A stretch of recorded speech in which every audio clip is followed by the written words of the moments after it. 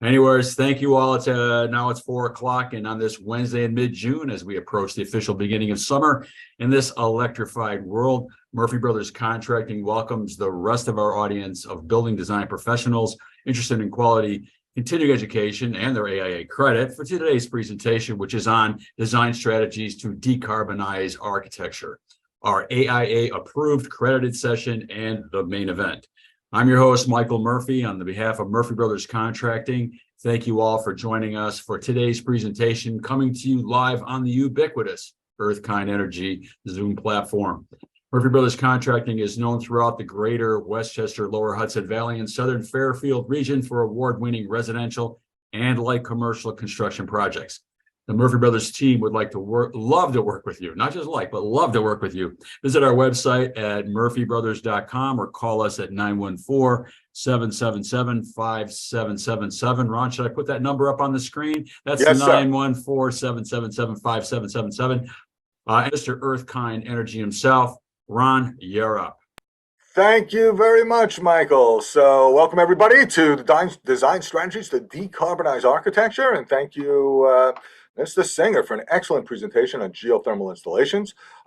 So as folks know, the New York Climate Act, the CLCPA, or the Climate Leadership and Community Protection Act, is in place in New York moving forward. We'll talk a little bit more about that later, but the things that people should know, as Dan has said, is right now there are incentives to decarbonize, but very soon there will be penalties for those who don't. If you want to find out more, actually, we did a half-hour presentation for the Business Council of Westchester, Making Green by Going Clean, and how property owners are making money with solar, heat pumps, electric vehicles, and charging stations. And if you want to see that 30 minutes, you can go to tinyurl.com/bcw-earthkind, and you'll get a lot of great case studies on solar, heat pumps, electric vehicles, and charging stations, and how property owners are making money, saving money with these clean energy technologies. And if you want to have a custom short consultation, we do a free consultation for anybody that gives us a call or drop an email, and happy to just give you a sense of what you can do and what the opportunities might be for you. Thank you very much, Michael. If you want AIA credit for this session, you haven't already, please send me your 8-digit AIA number. You know who you are. All in attendance will receive by email an official attendance certificates courtesy of the great folks at Ice Air. During the presentation, Mr. Earthkind Energy will be collecting your questions for our presenter in our official Zoom chat box, and we'll tackle these questions with today's speaker following his presentation, their presentation. There's two, which means you're all on mute, so sit back and enjoy the AIA credited portion of our presentation, Design Strategies to Decarbonize Architecture. Ice Air has over 50 years of industry experience in developing and manufacturing a wide variety of HVAC units to provide superior heating and cooling systems for new construction, retrofit, and replacement installations. From Ice Air, we have two presenters. I think they're coming from all the way from Mount Vernon, New York. Live, here's Tom Glass, the Director of Sales and Marketing, and Tamer Matar, the Senior Sales Engineer. So take it away, guys. How you doing, everyone? Thanks for joining us today. Michael and Ron, thanks for having us. My name is Tom Glass. I'm with Ice Air, and this is Tamer Bomatar. We're an HVAC manufacturer. We're really happy to be presented to you guys today. We're going to go over a couple of things that we see in our industry. Ice Air is a manufacturer of HVAC equipment for assisted living, mostly residential commercial buildings, you name it, college dorms, et cetera, et cetera. So a lot of what we make is unitary equipment, but we're seeing a big push now going towards air source heat pumps. And it's, again, more on the residential commercial side, multifamily houses, affordable housing. But we think it's important for any designers who are on board and anyone designing anything and specifying equipment to really get a better understanding of what's available out there. So we're here to talk to you about that. We're going to touch on incentives a little bit, as well as talk about some product solutions.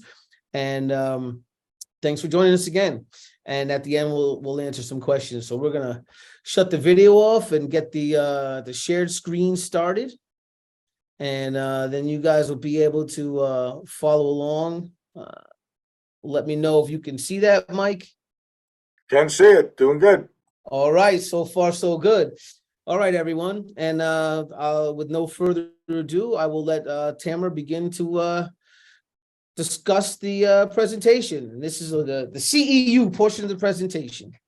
All right, thank you, Tom. As Tom said, today we're going to be looking at some design strategies that will help lower carbon emissions in all kinds of buildings, with a focus on multifamily buildings, residential, commercial style buildings.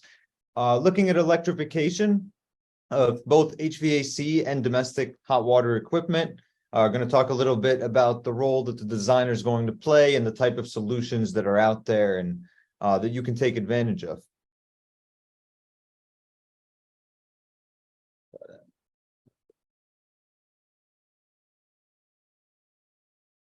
Mentioned, please send in your AIA numbers to Mike so you can get your CEU credits. And just to go over this one more time, so we're going to be looking at the things driving decarbonization. Why lower carbon emissions? Some of the local codes and federal codes that are going to be pushing towards lowering carbon emissions, pushing building electrification and using all electric systems. And of course, talking about the systems and solutions that you can apply to electrify your buildings and your homes. Carbon dioxide is responsible for about 3/4 of greenhouse gas emissions worldwide. What you see here on the right is a graph, and that diagonal line that's heading down towards zero CO2. That's going to be your tons of carbon emissions, and that's all a projection from about 2019. So that's the target, is that dashed line that goes down. The dotted line that you see that's fluctuating, that's going to be an estimate if we weren't to do anything. So clearly there's some work to be done to reduce carbon emissions, and it's going to take a significant effort on the part of not only consumers, but the utilities and everyone that's involved in the process. Part of that challenge is that buildings are currently responsible for about 38% of those greenhouse gases, which is why it's very important in our industry that we're focused on reducing our emissions. In New York City, that number is closer to 66%. And in major cities throughout the country, you're looking at a large majority of emissions coming from buildings. And that can typically be broken down into two types of carbon emissions. One is embodied carbon. That's actually coming from the manufacturing of the materials, the transportation of the materials to the job site, and the actual install. On the other hand, you have operational carbon. There you're actually looking at the building systems energy usage. And that's what we're mostly going to be focused on today, is how we can reduce our operational carbon emissions and simultaneously reduce our operating costs. So of that large percentage that buildings account for, we're seeing heating, cooling, and domestic water heating account for about 50% of that energy use. And just to give you an idea, between now and 2050, only 1 to 2, but most buildings will only replace their heating and cooling equipment once, maybe twice. So it's especially important that for new buildings and for retrofits too, you're focused on pushing towards electric equipment and energy efficient equipment. It's a 4-parts strategy. Energy efficiency refers to using equipment that can generate further output with a lower input. Clean electricity, we're looking at using renewable energy sources to generate that electricity.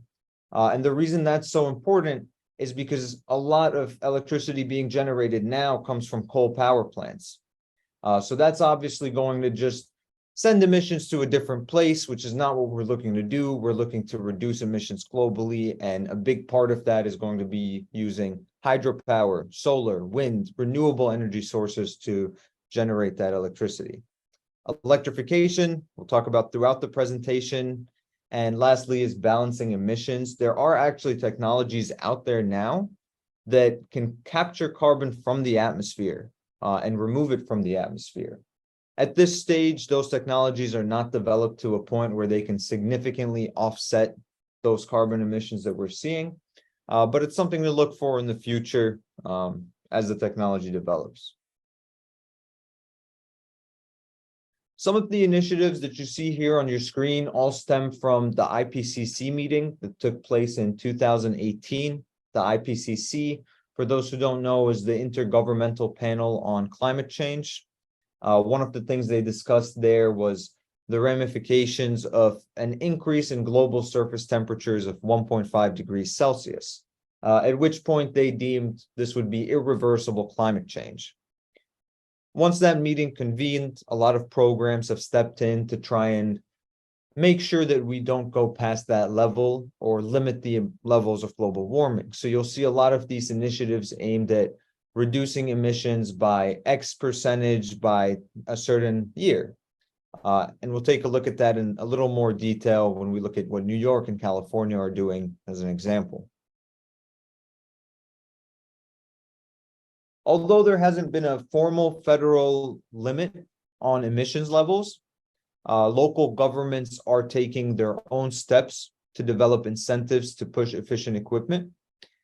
And part of that is by placing fines on exceeding emissions limits. Part of that is by offering tax credits, rebates, all kinds of incentives to make it economically feasible for people to push towards certain types of equipment. I should also mention that although there hasn't been a formal federal limit on emissions, as Dan said in the earlier presentation, the Inflation Reduction Act is offering 30% tax credit on geothermal equipment and several other rebates and incentives on energy efficient air source and ground source equipment. You see the map on the right. It's actually showing some of the states that have taken steps to reduce their emissions. And that map is getting greener as we speak. And there's many steps being taken to further reduce carbon emissions in other states that aren't captured here.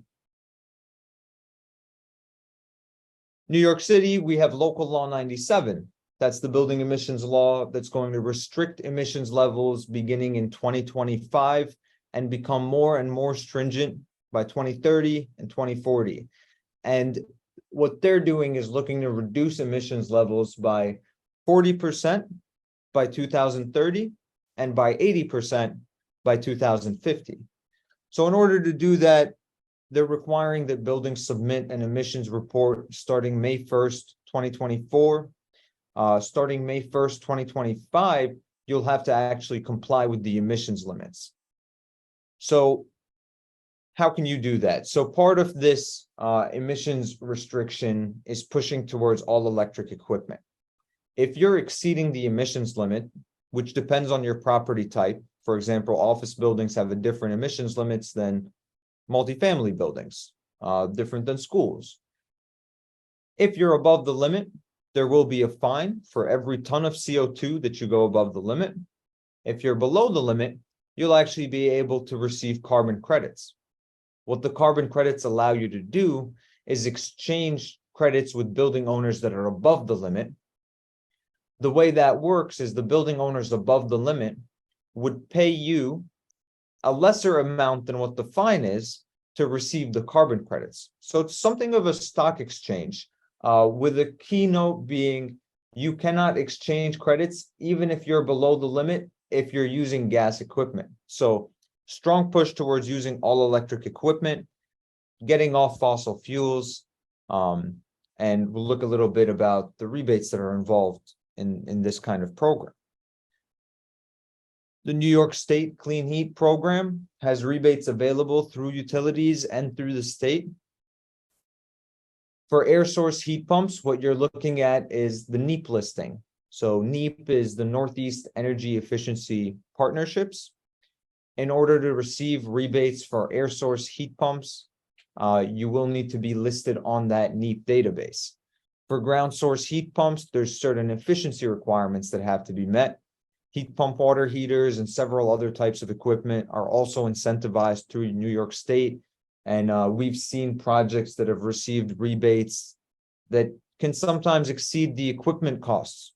So take advantage of these rebates. As Dan said in the earlier presentation, these rebates won't be around forever.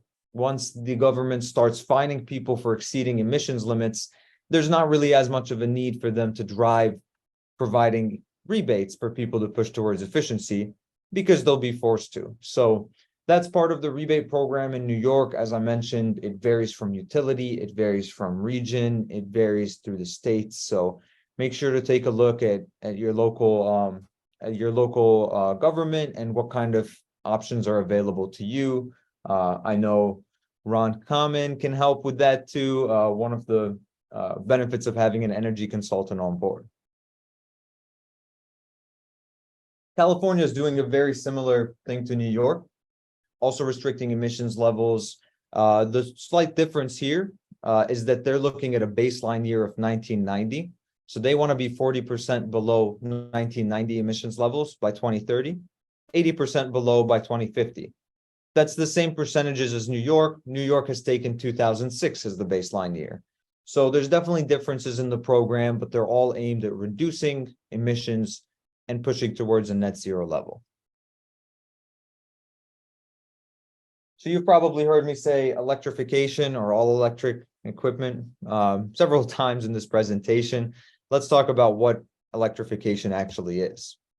We're looking at the process of replacing technologies using fossil fuels as a source of energy with technologies that use electricity as a source of energy.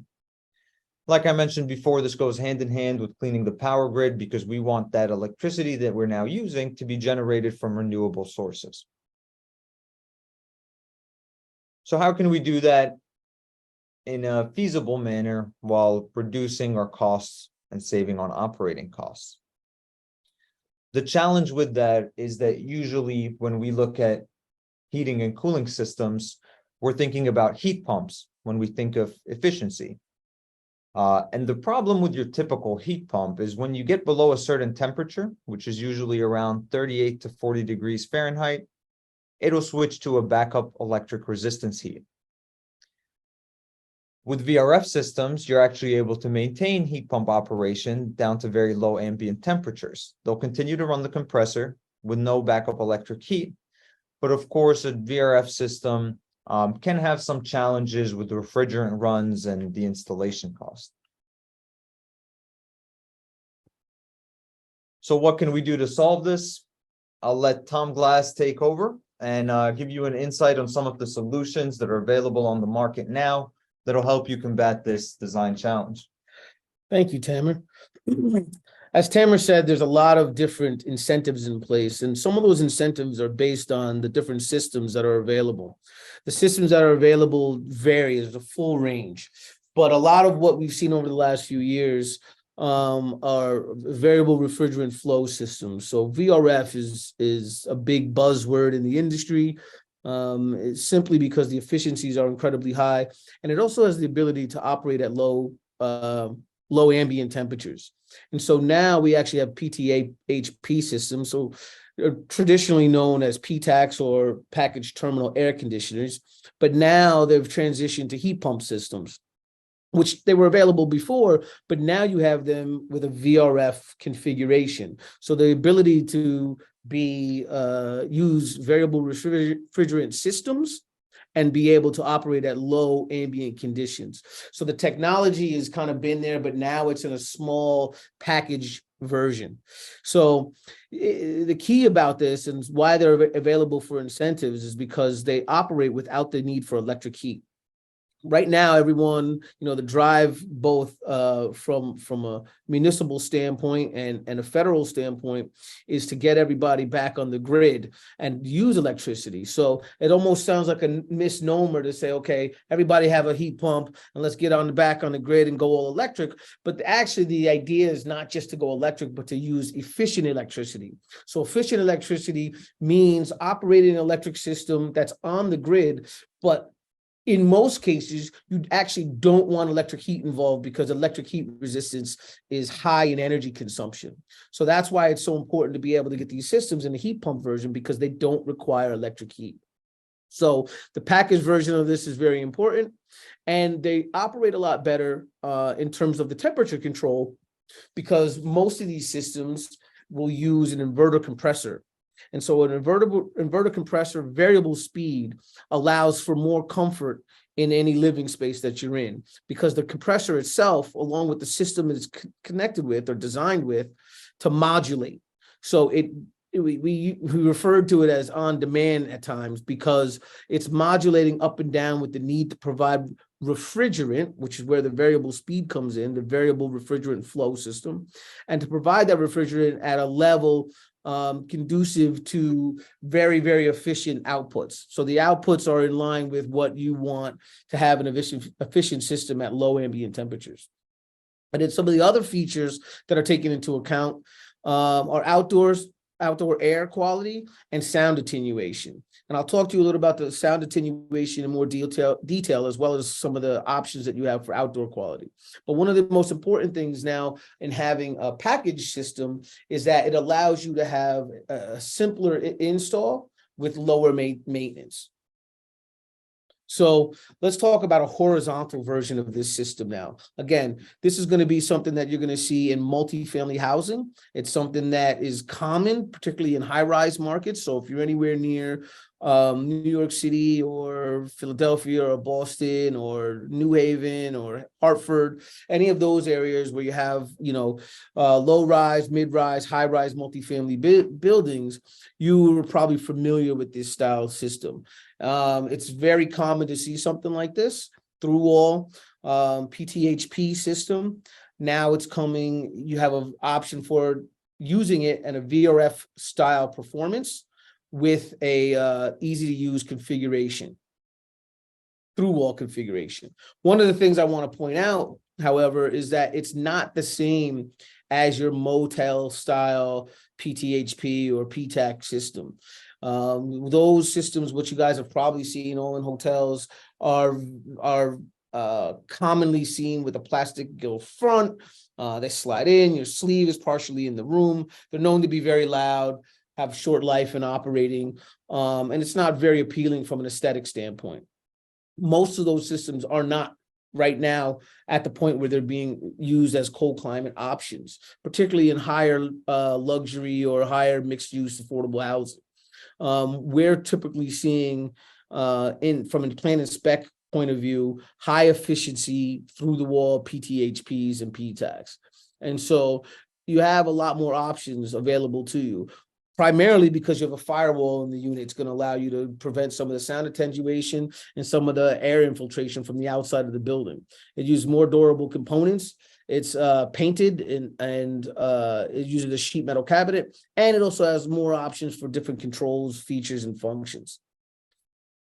Another option with the same type of technology or similar technology is your single package vertical heat pump. Now, the single package vertical heat pump is seen probably in areas, I would say, outside the city where square footage is more important. You're going to see installed in a closet space. Some of the conveniences of it is that it is ductable. So you can have a single unit serving multiple areas. So it can condition a very large space. I've seen apartments, 3-4 bedroom apartments being conditioned by a single space. Partially, part of that reason is because it allows you to go to a higher BTU. They perform at higher capacities. So these are usually up to about 2.5 tons. Again, this is going to be the same VRF variable speed ability and capabilities as the previous horizontal unit that I presented. So some of the reasons that variable speed compressor is so important is because the level of comfort that it provides. One of the things that people often overlook about what air conditioning systems are really about is moisture removal and dehumidification. So dehumidification comes from that cold coil wicking that moisture out of the air. So a lot of times what people don't realize is that air conditioning is actually conditioning the air. And part of the conditioning process is to remove moisture from the air, wick that moisture out, and to give you a more comfortable feeling. Because this system modulates, it allows for longer operation in the sense of slowing down the air speed and the air exchange over that evaporator coil, which allows more moisture to be removed and it prevents temperature swings because it's keeping a lower latency within that room and living space. Also, from having the variable speed compressor is you're modulating capacities. So it's not a singular set point capacity. Your compressor is not on at 100% and working at 100% at all times. Remember, I referred and said it was modulating on demand. It's coming on demand. You're going to have that compressor have a nice, slow, steady start, ramp up. You know, if the ambient temperature and the set point are set a certain way, it's going to slowly ramp up and then slowly ramp down. That also going to lead to more efficiency on the operation of the unit. It's going to reduce that energy consumption, and you're not going to have those hard starts and stops. Also, it's going to improve your sound. And then lastly, the technology, you know, people always ask, well, how does it work and why is it compared to a VRF and why are you referring it to as a VRF?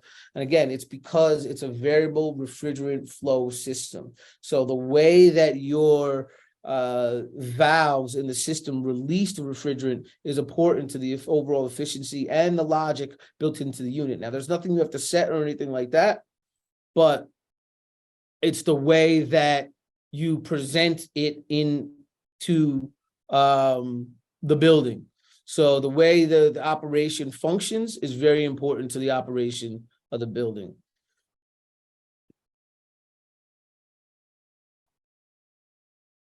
Excuse me one second. Hold on. Okay, so I just want to talk a little bit about the latency because I think that's important. So the latency of the building and the ambient temperature impacts the overall operation of the unit. So I just want to talk about these graphs a little bit. The top line is your air supply. So that's what's being presented into the room. The next temperature is your room temperature. Your room temperature ramps up and ramps down. You can see those little lines where the unit is responding to the different set points that's set in the room. The next line, the third line down, is your ambient outdoor temperature, which shows to be about 47 degrees. And then your outdoor coil temperature is showing what that temperature is on that coil as it's in operation. Part of the reason why we're showing that line, as you'll see, is because there is a dehumidification process, a defrost process related to this system. So most heat pumps will transition to electric heat at 48 degrees. What you're doing with a low ambient heat pump system or a cold climate system is you're actually running that coil down to a much colder temperature. And so we want that coil to run to that colder temperature, but we want to make sure that the coil itself doesn't become cold. So it has to go through a defrost cycle. As you'll see in this next one, over the course of 3 hours, you have 4 defrost cycles. And I bring this up because there is going to be some level of condensate removal required. But the thing to note is that it doesn't have a huge impact on what's being felt by the user inside this living space.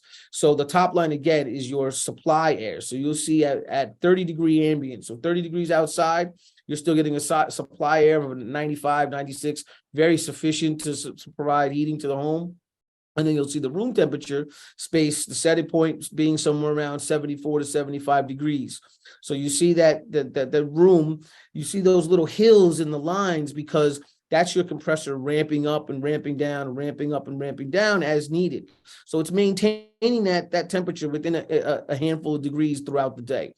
And then what you have happening is after a certain amount of operation, your exterior coil needs to kick on to defrost that cycle. So you defrost, and then remember I said that last line on the very bottom is going to be your coil heating up. So you could see as it defrosts, it starts again at a higher temperature and then slowly cools off again because it's getting cold. In order to generate that heat at those low ambient conditions, that exterior coil is getting cold while the interior coil remains warm.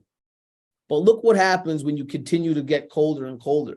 There's actually less moisture in the air. So at 17 degrees, you have less defrost cycle. Over the same period of time, you only have 2 defrost cycles. Keep in mind, the defrost cycles are only about 3 to 6 minutes. Your interior evaporator motor are not going to run. So to the tenant or to the user using that, it's not going to see that. It's not a noticeable period of time.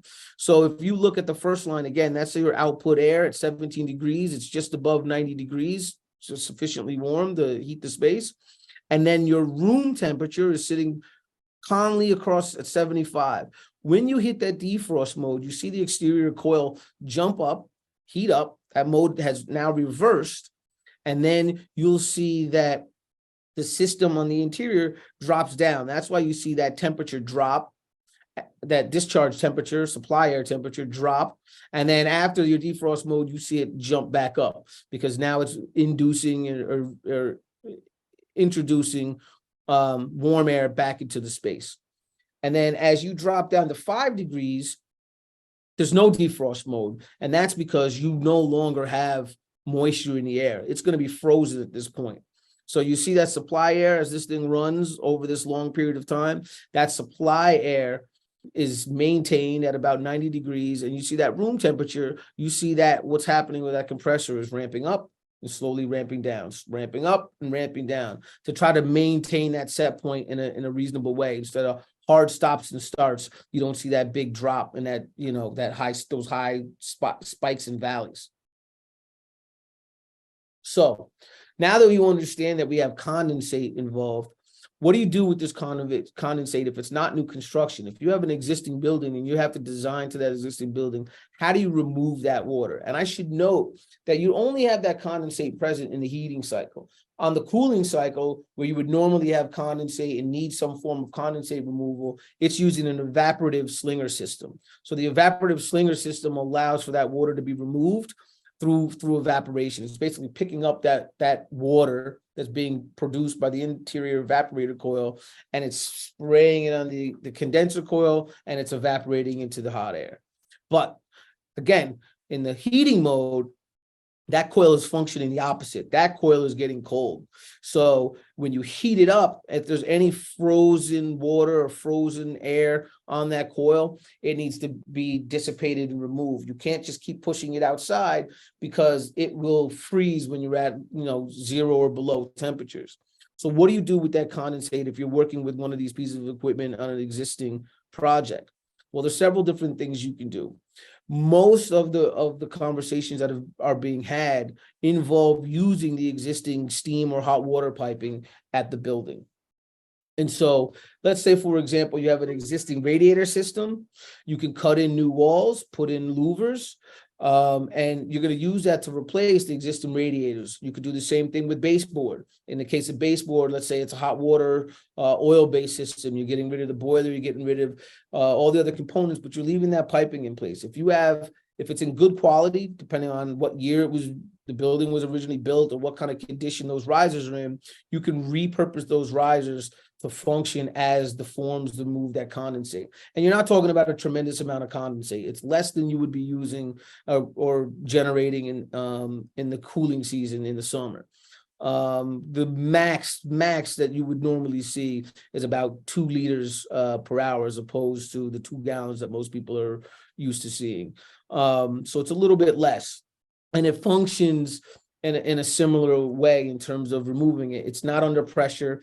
You just seal it. You could use PVC if you're putting in new runs.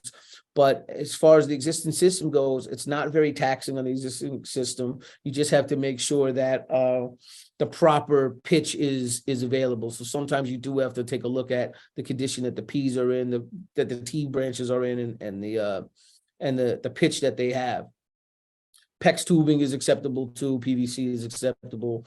And yes, you can use these units in conjunction with the condensate pump if needed. So here's just a little bit of a graphic of some of the removal or some of the options to bring, in this case, both remove the condensate and bring electrical service to the unit. So if you, in the case of a radiator, you don't have any electric, you just have valves and steam or water in the original radiator system. So what you could do is you could move those existing radiators, cut a hole in the wall, run that unit through the wall. In some cases, there's already an existing PTAC, so you can use the existing sleeve. There's different configurations and dimensions available to you, and then use one to remove one of those pipes, existing pipes, to remove the condensate, and the other one to introduce electrical wiring to the unit. So some of the innovative designs and solutions that we're going to see here. Outside air is a big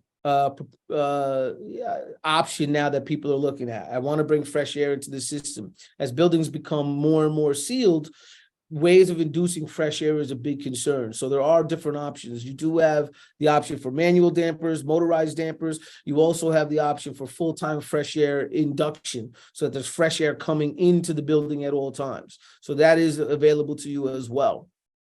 And because you're bringing it in through the firewall and below the evaporator coil, when the unit is functioning, you are going to be able to condition that outside air that's coming into the building.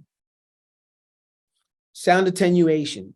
Sound attenuation is a big feature now, particularly in buildings that are being repurposed and reused. So retrofit conditions, renovation conditions. In the New York market, I know we have an office for environmental remediation.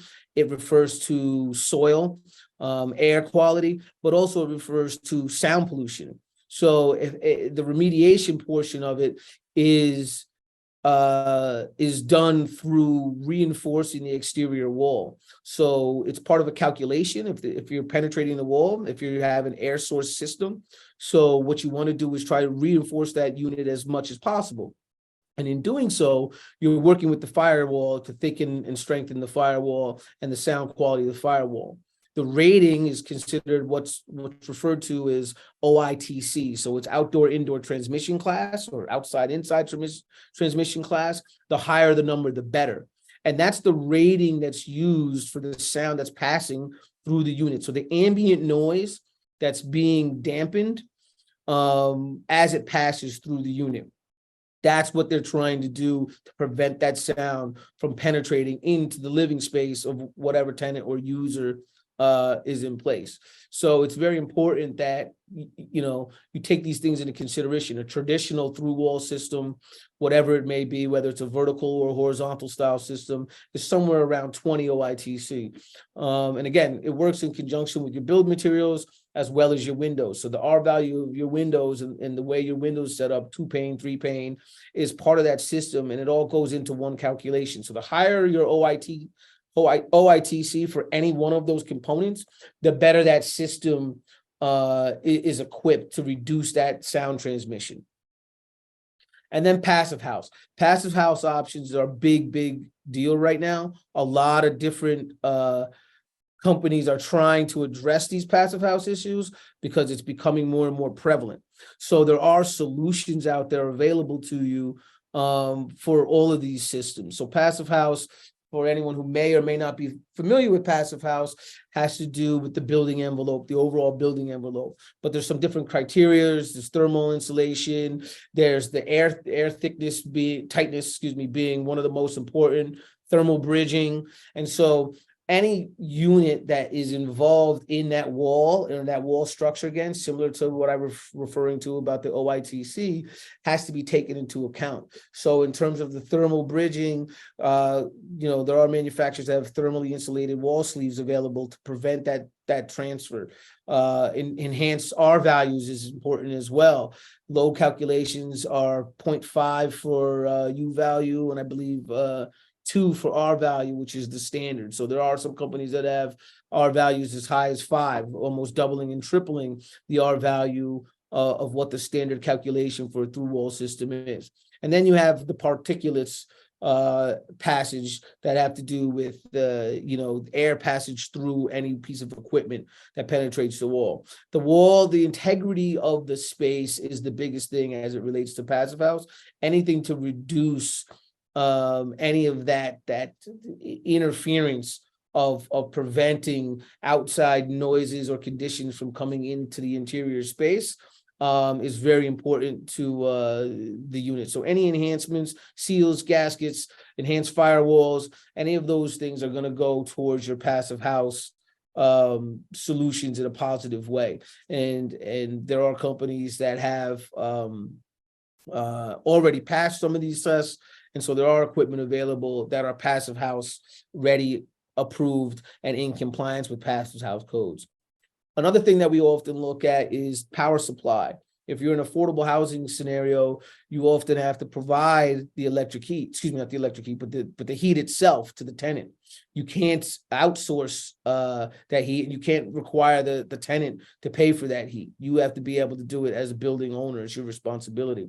One of the ways we do this without having to either credit the tenant or give them some type of stipend is to separate the supply power. So we use the rib relay, and you actually work with the power supply, the outlet, in conjunction with the thermostat. So one wire, service wire, will go back to the tenant house, which would be the cooling portion of it. So when the fan is on and the unit's on, that's going back to the tenant. But then the house power, being the building owner power, that supply is attached to the heat. And the thermostat tells the rib relay which system it should be drawing power from, and it switches unknowing to the unit, to the user, where that power should be drawn from. So that's another solution, particularly used in affordable housing. And so hydronic P-tax versus cold climate P-tax. People often ask, what are the savings? Like, why are we doing this? Prove to me that getting on the grid is going to be more efficient. Well, the way you're doing that is getting off the fossil fuels. That's the key that you're trying to accomplish here. But a survey done recently shows hydronic heating being about $45 per unit. So if you look at that and compare that to PTHP's cold climate units, which are just using the evaporator system, you're running that same motor at around $40 per month per unit. With that said, that doesn't take into account the cost of the central boiler system. So the central boiler system is running off gas, natural gas, or oil, and that's going to cost you about $100 per apartment. Based on overall kilowatt usage for a building. So your overall cost is not just the $44 per month, it's $146 per month to use that same PTAC with hydronic heating as it would be to use a cold climate PTHP. So you're getting about $100 in savings per month per unit. So if you have a sizable building, it makes a big difference which system you select. So domestic hot water is going to be the next thing that I'm going to have Tamara come back in and talk about very quickly. All right. Thank you, Tom. So looking at some design strategies for domestic water, mostly what we've been looking at so far has been unitary equipment in room for space heating and space cooling. So now we're looking at those same concepts for cold climate heat pumps for domestic water production. Here's an example of what a diagram for a heat pump water heater would look like. You're using the outside air and extracting energy from the outside air to produce hot water. There are systems available on the market that comply with the decarbonization laws by not using any kind of backup resistance heat, and you can get significantly higher COPs, which is the heating efficiency rating, up to around 4.5 COP. That's going to increase in warmer temperatures. And when you look at a COP rating compared to your traditional electric resistance heat or gas heat, this is going to be 4.5 times more efficient. These systems come in a lot of options. Single or multi-pass is always a big question. So with a single pass system, you're actually bringing in water at 50 degrees and sending it out at 140 or whatever your set point is. With a multi-pass, you're heating in stages. So you get 50 degrees to 60, 60 to 70, 70 to 80, so on until you achieve that set point. Single or double wall heat exchangers is also a big deal. Single wall heat exchangers are typically used for fan coil units or a closed loop system where you're supplying hot or chilled water to a terminal unit in your apartment, whereas double wall heat exchangers are intended more for domestic water use for your sinks, showers, and building fixtures. The diagram on the right kind of shows you what the purpose of a double wall heat exchanger is. When you're exchanging refrigerant and transferring heat between refrigerant and potable water, you need to make sure that that refrigerant doesn't leak into your potable water systems. You see here, if there was a break in one of the plates of the heat exchangers, and these are plate type heat exchangers, the refrigerant will exit to the atmosphere instead of mixing with your domestic water, which would obviously be a bad thing. These units are available with independent refrigeration circuits. So if one compressor fails, the other ones will remain on. And again, cold climate heat pumps, so you have that variable speed modulating operation. One key difference between your heat pump water heaters and your boiler systems is going to be the storage. So with heat pump water heaters, you need additional storage volume for your hot water because you're going to generate that hot water during non-peak hours. So it's ready for your peak load. The reason for that is that heat pumps do not have the same recovery rates that boilers do. So you want a heat pump, a storage tank, circulating pump in between. That's all part of a complete system along with piping, valves, and all your hydronic components. That can also be set up with multiple modules. And we're seeing systems on the market that can be set up with one as a chiller heater, one as a domestic water heater, all types of applications. You can send hot or chilled water to a fan coil, to a water source heat pump. You can send it to your building fixtures. There's all types of ways to design these systems. And before I thank you all for joining us, I do want to say we're going to get into some of ICER's product offerings and what we can do as far as these solutions are involved. But just to summarize, major push towards decarbonization, lowering your carbon emissions. And the way to get that done is through strategic electrification, using geothermal equipment, using cold climate heat pumps, being creative with the strategies and the systems that you use. And with that said, I'll let Tom take back over, present some of our products, and we can get into questions. I see there's a few in the chat already. Everyone, I hope you guys enjoyed the presentation. Just want to talk about some products with you so you guys have an understand what's available to you. And this will allow us to field the questions a little bit better because we'll actually have a product to point to. So this is the ICER portion of the presentation. Again, we mentioned having the through wall system, so horizontal through wall. We offer that in various capacities, 3 capacities, modulating capacities, keep in mind. We also have a slim version of that. It has 2 exterior diameter holes, 10-inch holes on the back. It's a new design. It's a new style in the industry, so we're happy to be able to present that. We have fresh air and passive house options for both of those units. Vertical unit, again, all of this is variable speed compressor operation. That's going to go in an operating room or a closet against an exterior wall. Both of these are air-to-air systems. These are your air source heat pumps. In line with what we were talking about earlier with Mr. Robinson, we have with Mr. Singer, we have geothermal vertical stack water source heat pumps. So those are also options. Obviously, they're not going to work in a residential system, but in a high-rise system, it's very common to use a vertical stack system. It's also eligible for Energy Star rebates, Tier 1 rebates. It's the highest energy efficient vertical stack or water source system in the industry. Heat pump water heaters, which Tamara just got done discussing, that's going to be for your domestic hot water. They come in double wall systems, which don't require a secondary heat exchanger. There's also single wall if that's what you want, but it's not necessary anymore. You're going to typically go with a double wall system that's going to provide direct air sourced heat pump hot water systems. And then you're going to have air to water chiller water heaters. Now this is going to have a single wall, and this is going to be for your equipment side. So this is going to be for your water source heat pumps, your fan coils, any water-based generation, and it's going to pump out water up to 140 degrees.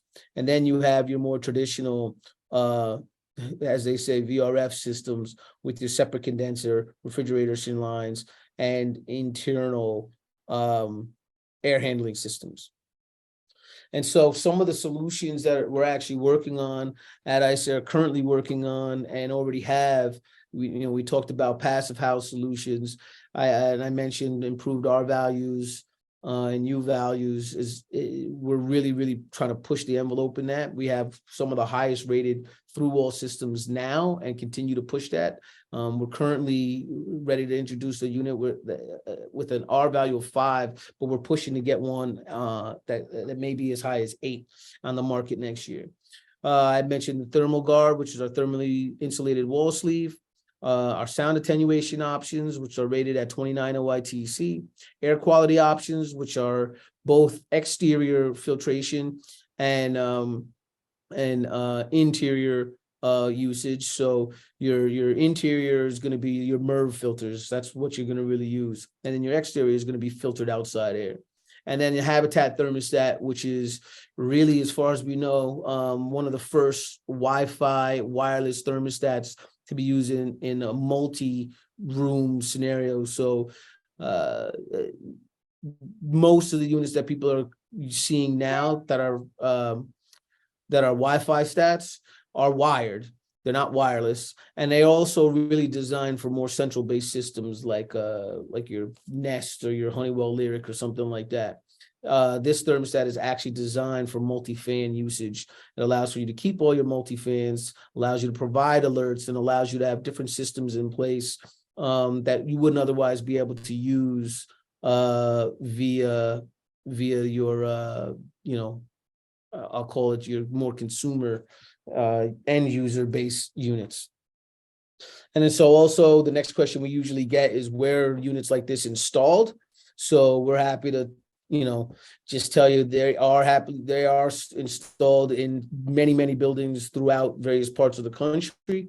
The through wall horizontal systems, we have about 8,000 on order and about another 12 to 15,000 in design. So we're very comfortable being able to say, these products are tried and true over the last couple of years and continue to gain momentum as the industry and usage continues to grow for air source heat pumps. So I will give it back to Mr. Murphy and Mr. Ron, and you guys are free to ask us questions as you see fit, and we'll do our best to answer them. I'm going to leave the slide up, and I'm going to go back to the product slide so we can reference different products if need be. All right, excellent presentation. Thank you very much, Tamer and Tom. And yep, here we go. We got a pile of questions, and folks, if you have additional ones, please put them into the chat. Keep them coming. All right, so first, how can you use a VRF system with a fresh air intake requirement? How can you use a VRF system with a fresh air intake requirement? Well, it depends on what the fresh air requirement is. We do have a unit that has a level of filtration. It's going to depend on what that demand is for the fresh air. So, there is a bit of duration for our VRF systems. I want to be clear about the VRFs. I need to have a better understanding if you're talking about VRF systems in the traditional split systems sense. So if you're talking about a typical unit that has an exterior condenser section with refrigeration lines coming to an indoor interior one, you would have to duct the fresh air in.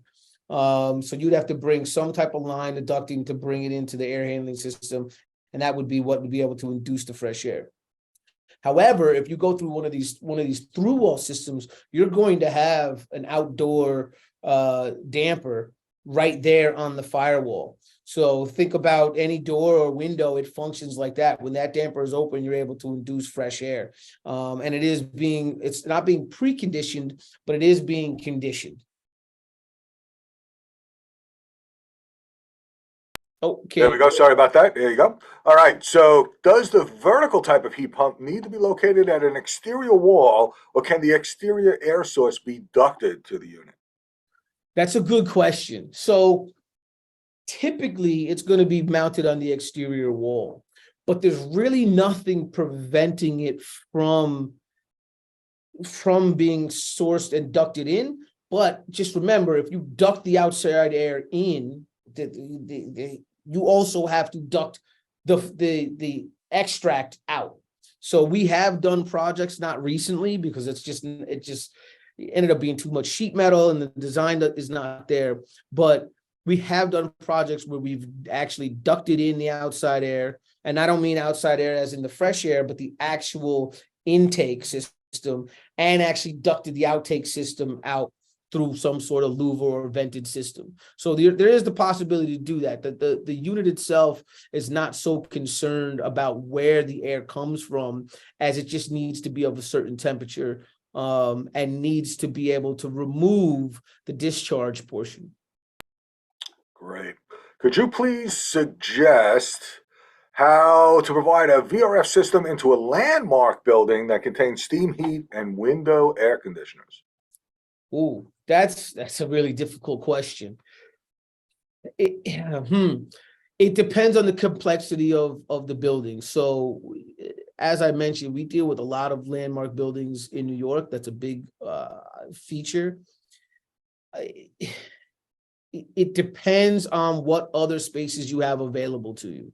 So if you have spaces available to you that are a roof or a courtyard, you can bring the refrigeration lines in that way and not have to worry about damaging the exterior space. You could do VRF runs of about 400 feet.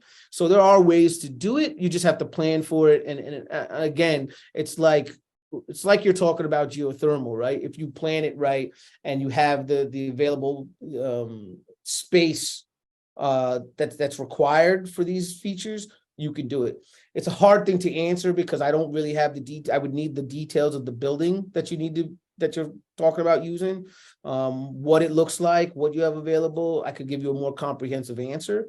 But just a general answer, yeah, it can be a difficult thing to do if you're not going to be able to get some sort of waiver to get it done. But you definitely can't hang the condensers on the wall or anything like that. You'd have to be able to go roof or courtyard space or terrace if you have the option to go to terraces if the terraces are present. All right. So where are the products manufactured?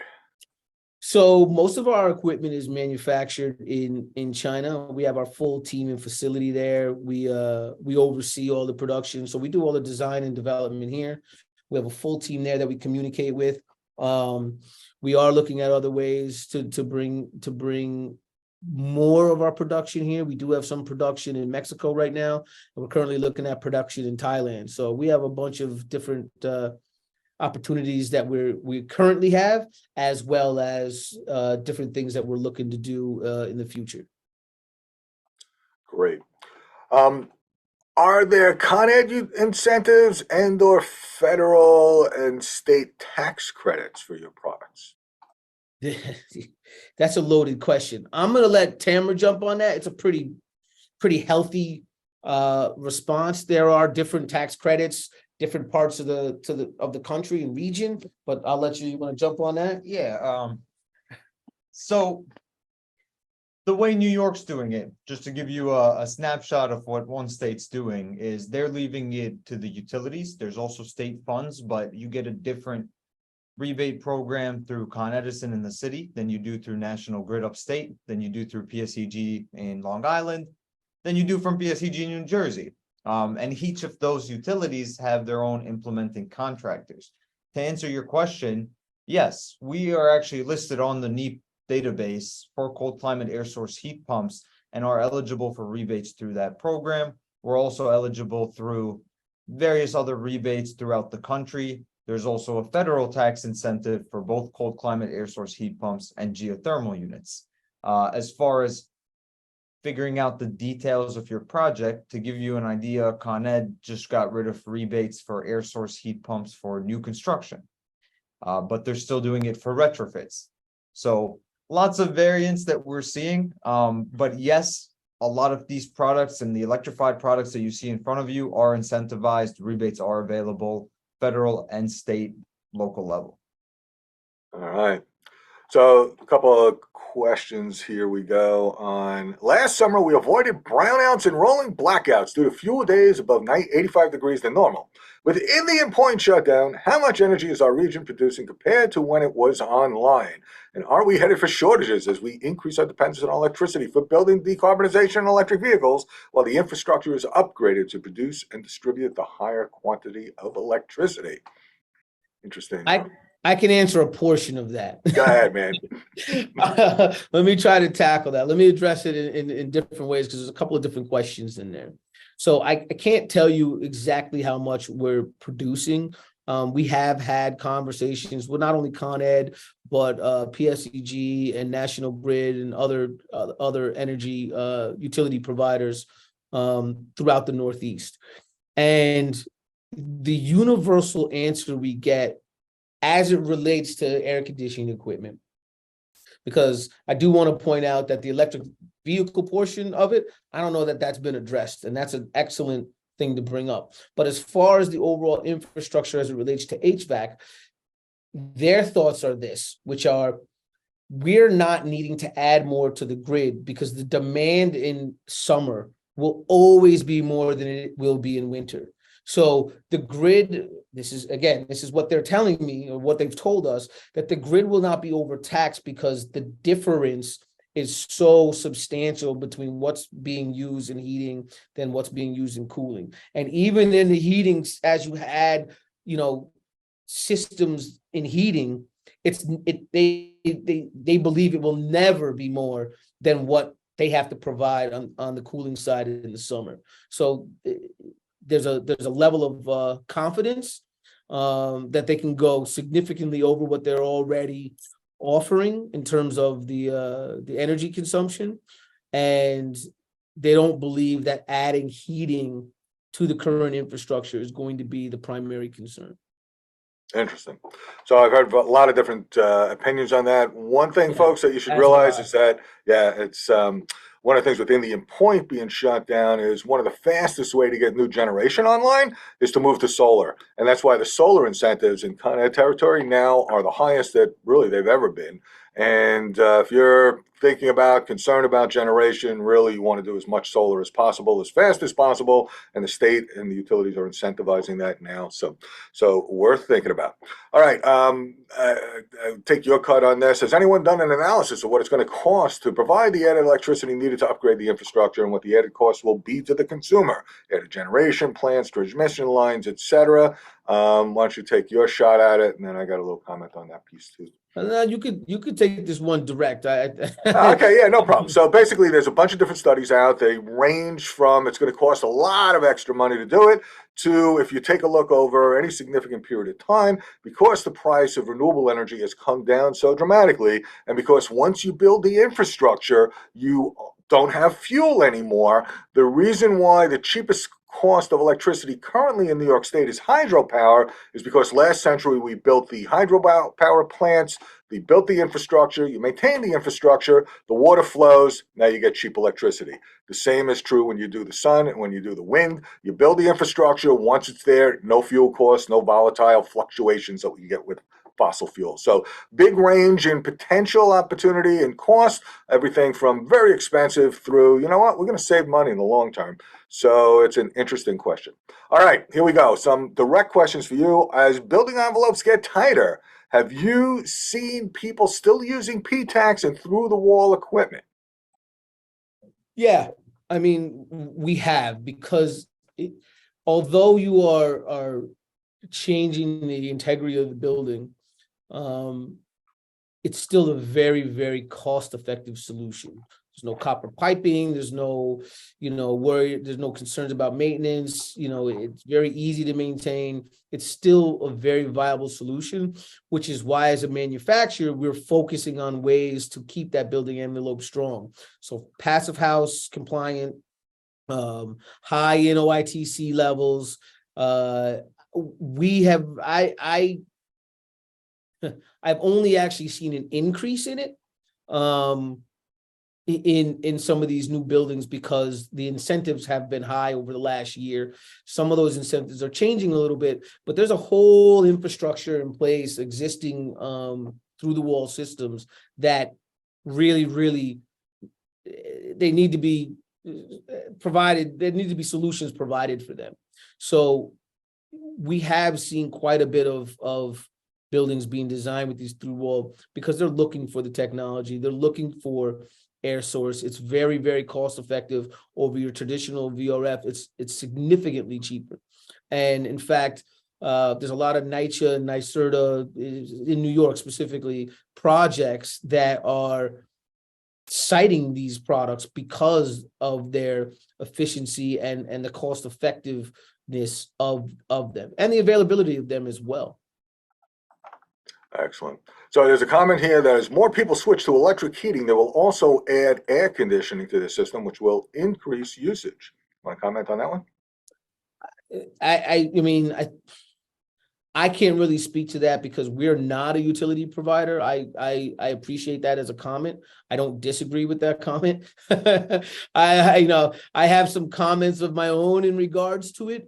But that's probably better suited maybe for you, Ron, as an energy consultant. But from what I'm seeing, again, all I can do is speak to what these utility providers have told us, the ones that we work with, and they feel confident that the infrastructure can support it. All right. Do you have any options to reduce the noise coming through the unit? Yes. So the options that we have an enhanced unit, which is our OITC model. We call it Sound Shield, which is it's an enhanced firewall, essentially, is what it is. A little bit more metal. It's a little bit heavier. It's about 2 inches deeper, and it increases that dampening power by about 10 dB. So it reduces about 10 decibels coming through the unit. And then we use these in our market in New York. Let's say you have little E designations. It works in conjunction with the Office of Environmental Remediation. So basically, they didn't used to build next to elevated trains and airports and things like that because it was just not a hospitable place for people to live. What they did was, listen, you can move into this space, but your exterior wall has to achieve this OITC level. And so being part of that wall structure, having reinforced windows, having reinforced enhanced units to prevent that sound transfer is really what they're providing as a solution there. I was on a building the other day that was right on the Major Deegan, which is the major highway that brings you to the George Washington Bridge, and it literally right there, it was almost silent through the window. It was really impressive. I was very happy. Cool. Can you really produce enough heat with your heat pumps without the electric resistance heat? Yes, you can. Down to about 10 to 5 degrees. If you're going to use an electric heat strip, let's say you're going to use like a 1.5 kilowatt electric heat strip, you actually end up generating more from the heat pump. It's incredibly efficient. The COP levels are very high. I won't start citing them now, but in order to be on the NEEP list, you actually have to be above a certain duration level. And so we were able to achieve that and get approved and be on that list because that cold climate wasn't derated significantly. It has to be less duration, less than 50% from the set point of 47 degrees, which is your standard. At 5 degrees, it has to be less than 50% duration. So you can get a pretty strong amount of electric heat out of these heat pumps. Yeah. And of course, obviously the unit that you select is important. Right. Do cold climate heat pumps have a higher electrical requirement compared to standard heat pumps? A higher electric bill requirement, you said? Yeah, higher electrical requirement, and need more electric. No. So they don't. You have the same electrical requirement that you would on a hydronic system. So hydronic system is either usually 15 or 20 amp breaker system. This is going to be exactly the same. All right. What's the capacity duration at 10 degrees Fahrenheit? The duration at 10 degrees Fahrenheit. Well, it's the capacity duration. So how much does your capacity go down when it starts getting cold? Yeah. It's so at 10 degrees, I think you're at about 35% duration.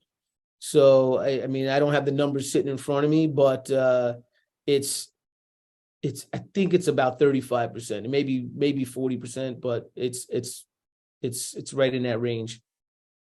All right. So another question, is condensate line required, or is it possible to drain to the outside?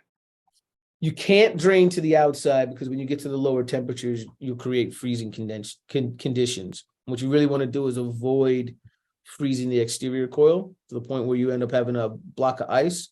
And you can remove that through the existing piping if it's available to you, or a new condensate line, or adding a condensate pump to some other sort of removal system. All right. Can you stack heat pump water heaters, and is there a clearance requirement? You cannot stack heat pump water heaters. So if you're doing the domestic hot water, they have top discharge, air discharge, and you need to have that as available space. You can use them side by side. The clearances, what do you call what the clearances between the two units if you cascade them? I believe you're looking at around 3 to 4 feet between the units. So you can use multiple units, but you cannot stack them on top of each other. All right. So the rest of these questions, I think you touched on incentives available through the Inflation Reduction Act. What solutions are available for existing buildings? Do you have units that could supply air to multiple rooms? So I think you pretty much answered all of those, right? Yeah, fantastic. There you go. And I believe we are at the end here. So, Mr. Murphy, do you want to close it up, or Thank you, Ron. And thanks to Dan Singer for Robeson Energy. Great presentation that he did. And for Tom and Tamara from Ice Air, they should be happy to have you. That was a good presentation. Thank you. You got their information in the chat box there. If you need their information, you get it from them. I can give it to you, whatever. So much to think about today. And we'd like to thank our sponsors, Earthkind Energy, Bright Energy Wellness, and of course, our media sponsor, Westchester Home Magazine. And Murphy Brothers Contracting would like to thank you for participating, for attending these presentations, for listening in. We hope you enjoyed the time as much as we did. And we also hope to see you all at Westchester Home Design Awards on June 28th at the Wainwright House in Rye, New York. So from me, from Ron Kamen, from everybody else, thank you and good evening.